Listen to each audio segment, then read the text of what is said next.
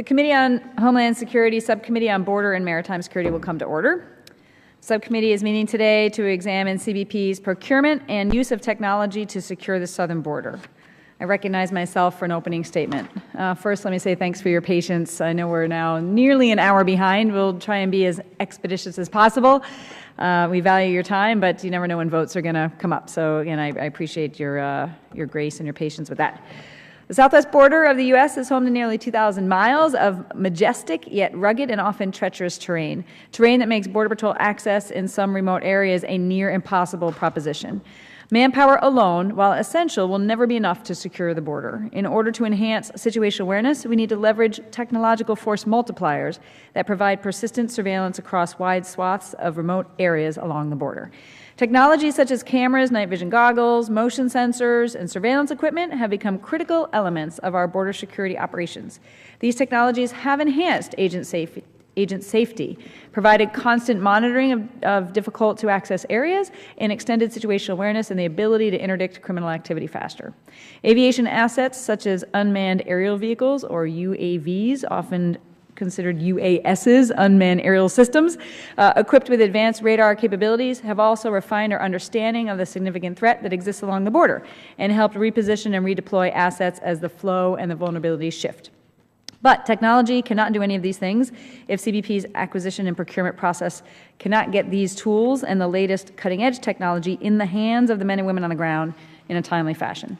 Situational awareness is contingent on feeding information from centralized operation centers far from the border down to the individual agent level so they can actually respond accordingly.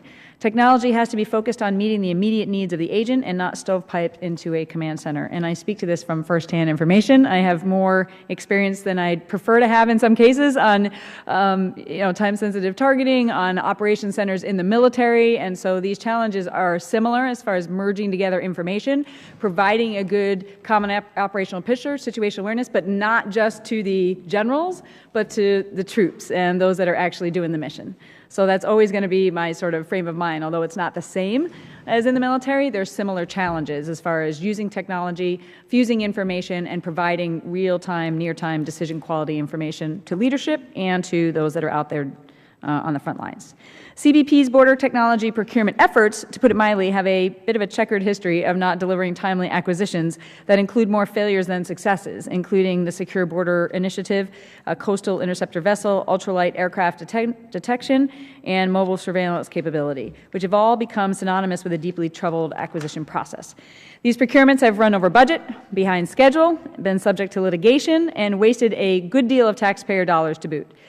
In this time of limited budgets, we cannot afford to waste $1 billion on a failed system to learn what not to do. Border security cannot continue to be held back by a system that has an astonishing lack of urgency in getting it done for the people on the ground. Our agents and officers in the field desperately need the capabilities they have asked for to do the job, but on the whole, I don't believe CBP's Office of Technology and Acquisition, OTIA, has delivered. OTIA's mission is to identify and acquire products and services to improve CBP's performance in securing the borders. OTIA has been the lead agency responsible for acquiring technologies associated with the Arizona Technology Plan. As far as I can tell, the only procurement that is working well and is on budget is the Integrated Fixed Tower Program, located principally in my district. However, this comes after chronic delays and the cancellation of SBInet. Now on track, Chief Vitello recently certified to Congress that the program meets its operational requirements. With the exception of that outlier, industry officials we have spoken to tell us over and over again CBP's requirements are often poorly drafted, ill-defined, and perhaps, most alarmingly, not stable. Transparency is also a challenge, as is CBP's ability to forecast their needs so industry can spend the research and development dollars to mature technology for use in border security applications.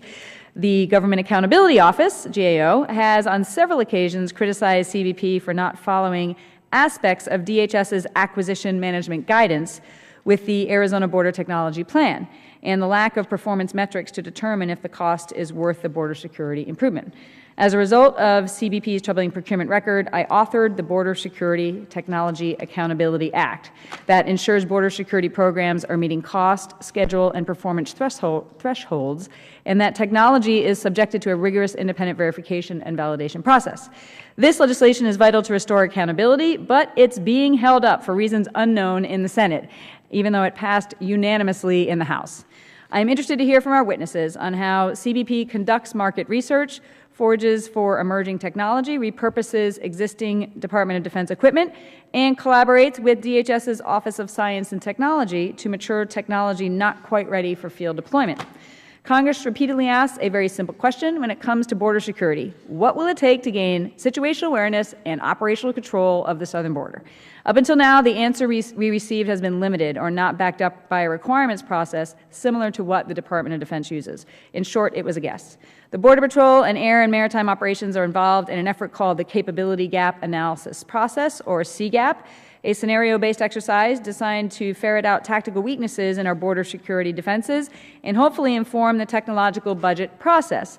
Congress expects the Border Patrol and Air and Marine to be able to quickly identify and justify the resources needed to secure the border. I'm optimistic the CGAP process is a much-needed step in that direction. Finding solutions to CBP's procurement woes and quickly meeting the technological requirements of the men and women charged with securing the border is the reason I'm holding this hearing today. I look forward to the witnesses' testimony.